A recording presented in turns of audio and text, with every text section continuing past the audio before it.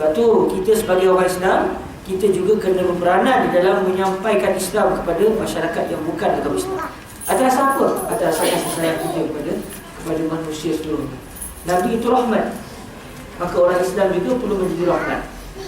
Sehingga nak cerita rahmat di orang Islam ni, sehingga dalam kitab-kitab fiqh dinyatakan kita boleh berdoa untuk orang bukan Islam yang mati supaya mereka dikurangkan azab di akhirat. Kita buat ya. Jarang kita dengar tu. Saya sendiri baru dengar daripada mula-mula saya pada Syekh Sayyid Ibn Syatur Asy-Syafi'i. Ketika kami bincang dalam satu masalah fiqh, beliau kata dalam mazhab Imam Syafi'i dinyatakan bahawa seseorang Muslim boleh mendoakan kepada orang bukan Islam yang telah meninggal dunia, semoga Allah mengurangi azabnya. Untuk hilangkan azab tak adalah. Sebab mereka sendiri telah membeli satu kunci untuk kekal api neraka Allah, iaitu tidak beriman kepada Allah. Cuma kita berminta kepada Allah, moga Allah kurangkan azab di akhirat. Kalau banyak ni kurang sikit. Contoh macam Abu Lahab sebagai contoh, kan setiap hari Isnin dia dikurangkan azab. Kenapa? Dia pernah meraihkan kelahiran Nabi Muhammad SAW. Dan cerita kerana itu setiap hari Isnin dia akan dikurangi azab. Hari Isnin dia tak kena azab langsung, cuti dia pun dia kena azab setiap hari Isnin. Jadi sebagai orang Islam, kita kena ada satu tanggungjawab untuk sampaikan Islam. Kalau kita ada kawan-kawan, sampaikan Islam. Yang bukan Islam, kita ada kawan-kawan yang bukan Islam, sampaikan. Cerita sikit-sikit.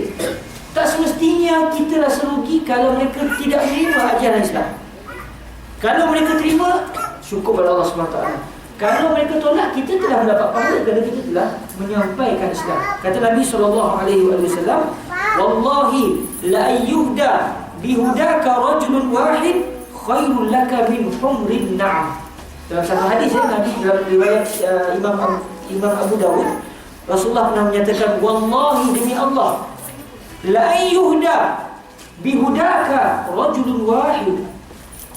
Kalaulah ada seorang lelaki diberikan hidayah oleh Allah melalui perantaraan kamu, maka hidayah yang Islam dia tadi itu lebih baik, lebih mahal nilainya daripada unta merah.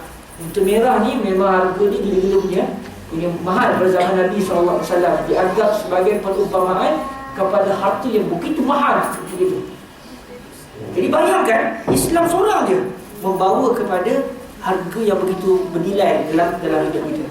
Kalau dia masuk Islam, anak dia, zuriat dia terus masuk Islam sampai ke hari kiamat, bayangkan pahala yang akan berterusan kepada kita sampai bila-bila akan sampai pahala kepada kita. Inilah sikap yang semestinya ada dalam jiwa setiap Muslim dalam mengajak dan menuntun orang lain agar dapat merasai kenikmatan berada di dalam Islam. Tidak sepatutnya seorang individu Muslim itu tega membiarkan temannya yang tidak menyembah Allah untuk terus berada dalam kekufuran. Sampaikanlah risalah Islam kepada manusia hanya semata-mata mengharap redha Allah Ta'ala. Mana tahu usaha kalian dalam memperkenalkan Islam kepada non-Muslim akan menyentuh hatinya untuk berfikir, lalu dia akhirnya sujud menyembah Allah yang Maha Esa. Allah yang Esa. Kawan-kawan dan kemudahan, kita hari ini sangat senang bersampaikan Islam. Kita ada Facebook, kita ada internet, kita ada macam-macam kemudahan.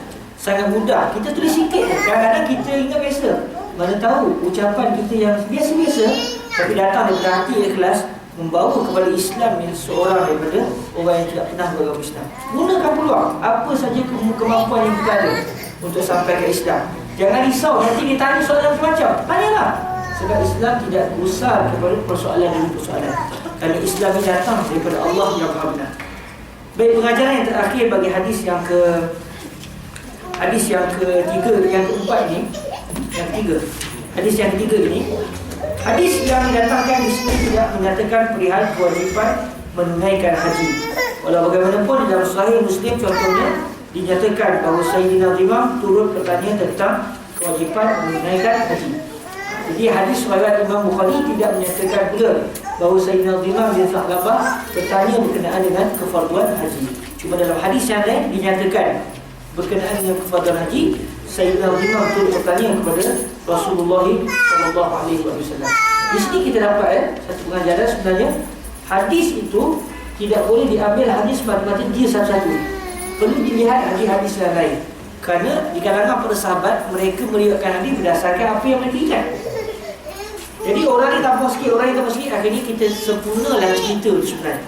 Sebab tu orang yang bila baca satu hadis, dia tak tengok pula hadis-hadis yang lain, akan menyebabkan dia mungkin tersilap di dalam memahami sesuatu kehendak daripada Rasulullah sallallahu alaihi wasallam. Saya rasa kita berhenti setakat dahulu. Kebetulan pula peperiksaan yang sudah semakin hampir, yang ada nak exam lagi. Kita berhenti setakat dahulu dan kita tengok kalau ada soalan-soalan yang boleh dijawab dengan baik.